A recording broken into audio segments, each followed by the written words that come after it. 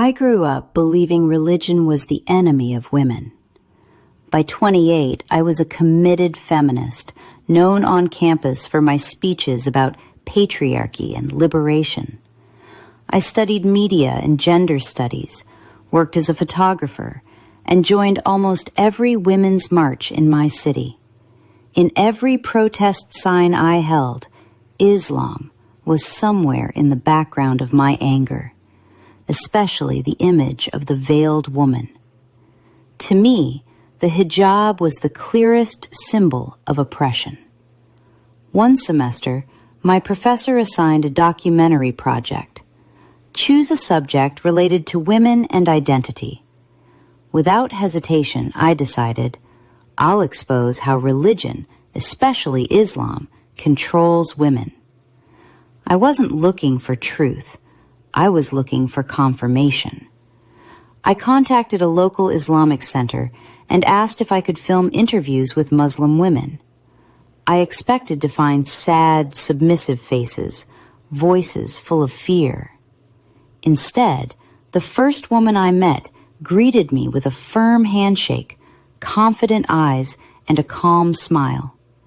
She was a doctor, a mother, and wore a plain, modest hijab. During the interview, I asked, "Do you feel oppressed by wearing this?" She laughed softly.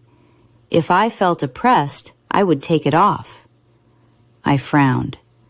But you have to wear it. Your religion forces you. She looked directly into my camera and said, "No one forced me. I chose to wear hijab so that people deal with my mind before they deal with my body." That sentence refused to leave my head. Over the next weeks, I met more Muslim women, students, engineers, artists, single, married, with and without children. Their stories did not fit my script. Many of them spoke about dignity, choice, and faith in a way I had never heard before. One evening, after a long day of filming, one of the women handed me a translation of the Quran. "Since you're making a film about us," she said kindly, "maybe you should hear what our book actually says about women." The book stayed on my desk for days. One night, unable to sleep, I finally opened it. I expected to find clear proof that men were superior and women were secondary. Instead, I read verses about men and women being created from a single soul, about both being equally accountable before God, about honor being tied to righteousness, not gender. I paused at the verse that said God had honored the children of Adam, human beings as a whole. For the first time, something cracked inside my certainty. I had spent years fighting for my own value. Now I was reading words that spoke about a value given to me before any movement, law, or ideology existed. But that realization terrified me. If Islam was not the enemy, what did that mean for my identity as a feminist activist who had attacked it for years? What would my friends say if they knew I was reading the Quran? I started hiding the book. I read it secretly at night and argued with it in my mind during the day. My project changed without my permission. My questions in interviews shifted from, "How are you oppressed?" to, "Why did you choose this?" Outwardly, I was the filmmaker, but inside, I knew I was the one being examined. One day, a Muslim friend asked me, "Why do you always talk about us and never try being us, even for one day?" "What do you mean?" I asked. "Wear the hijab, just for a day, not for your film, for you. See how it feels." It sounded ridiculous to me, but curiosity and something deeper that I didn't want to name pushed me to try. The next morning, I stood in front of my mirror with a borrowed scarf in my hands. My fingers trembled as I wrapped it around my hair. For a moment, I didn't recognize myself.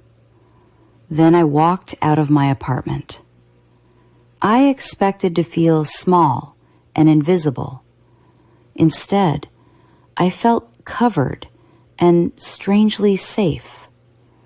For the first time in years, I walked through the streets without feeling like my body was under constant evaluation. People looked at me, but they didn't look through me. That night, when I took off the scarf, I cried, and I didn't fully understand why. I wore it again and again. What started as a one-day experiment turned into weeks of going back and forth, some days with hijab, some without. My heart split between two worlds. The more I read about Islam, the more I realized it didn't erase my mind, my voice, or my passion for justice. It redirected them.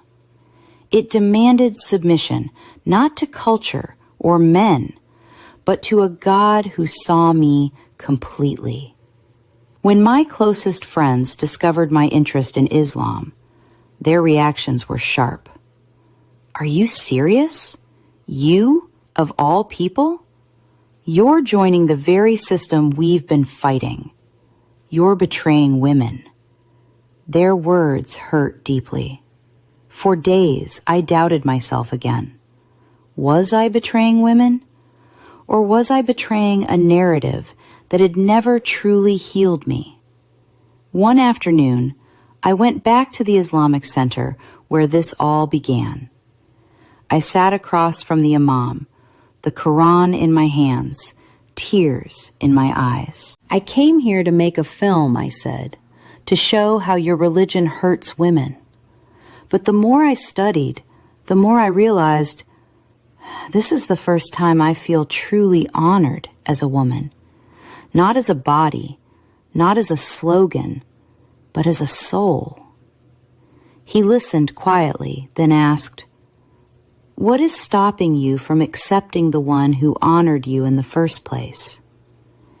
In that moment, I saw my life split.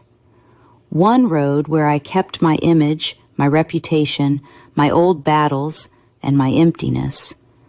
Another where I might lose all of that, but gain the peace I had been chasing for years. "Nothing is stopping me anymore," I whispered.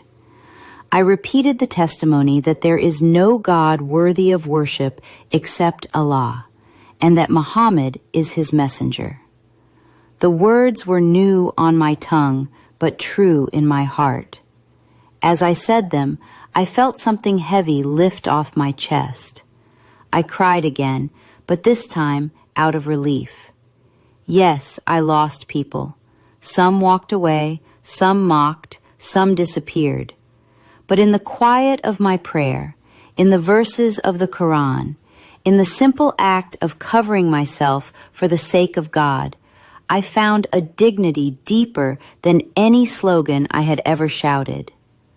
I didn't surrender to men, I surrendered to my Creator, and in that surrender, I finally found freedom.